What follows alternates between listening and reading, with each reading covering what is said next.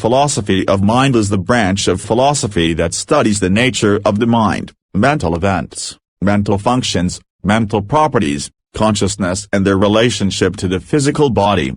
The mind-body problem, that is the relationship of the mind to the body, is commonly seen as the central issue in philosophy of mind, although there are other issues concerning the nature of the mind that do not involve its relation to the physical body. José Manuel Rodríguez Delgado writes, in present popular usage, soul and mind are not clearly differentiated, and some people, more or less consciously, still feel that the soul, and perhaps the mind, may enter or leave the body as independent entities. Dualism and monism are the two major schools of thought that attempt to resolve the mind-body problem. Dualism is the position that mind and body are in some way separate from each other. It can be traced back to Plato, Aristotle and the Niyama, Samkhya and Yoga schools of Hindu philosophy, but it was most precisely formulated by René Descartes in the 17th century. Substance dualists argue that the mind is an independently existing substance, whereas property dualists maintain that the mind is a group of independent properties that emerge from and cannot be reduced to the brain, but that it is not a distinct substance. The 20th century philosopher Martin Heidegger suggested that subjective experience and activity, that is the mind, cannot be made sense of in terms of Cartesian substances that bear properties at all, whether the mind itself is thought of as a distinct, separate kind of substance or not. This is because the nature of subjective, qualitative experience is incoherent in terms of, or semantically incommensurable with the concept of, substances that bear properties. This is a fundamentally ontological argument. The philosopher of cognitive science Daniel Dennett, for example, argues there is no such thing as a narrative center called the mind, but that instead there is simply a collection of sensory inputs and outputs, different kinds of software running in parallel. Psychologist B. F. Skinner argued that the mind is an explanatory fiction that diverts attention from environmental causes of behavior. He considered the mind a black box and thought that mental processes may be better conceived of as forms of covert verbal behavior.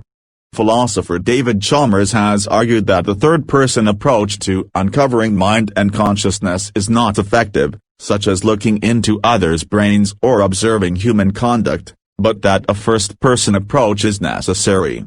Such a first-person perspective indicates that the mind must be conceptualized as something distinct from the brain. The mind has also been described as manifesting from moment to moment, one thought moment at a time, as a fast-flowing stream, where sense impressions and mental phenomena are constantly changing. Mind-body perspectives. Monism is the position that mind and body are not physiologically and ontologically distinct kinds of entities. This view was first advocated in Western philosophy by Parmenides in the 5th century BC and was later espoused by the 17th century rationalist Baruch Spinoza. According to Spinoza's dual aspect theory, mind and body are two aspects of an underlying reality which he variously described as nature or God.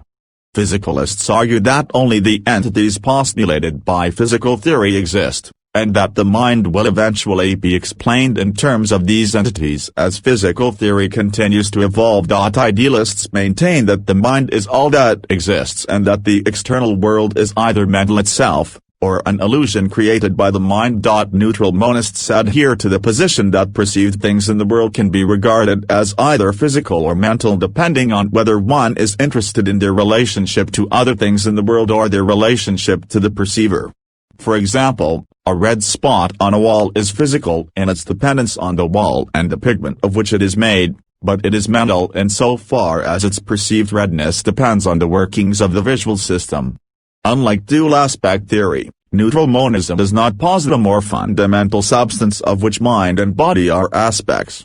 The most common monisms in the 20th and 21st centuries have all been variations of physicalism. These positions include behaviorism, the type identity theory, anomalous monism and functionalism. Many modern philosophers of mind adopt either a reductive or non-reductive physicalist position, maintaining in their different ways that the mind is not something separate from the body. These approaches have been particularly influential in the sciences, for example in the fields of sociobiology, computer science, evolutionary psychology and the various neurosciences.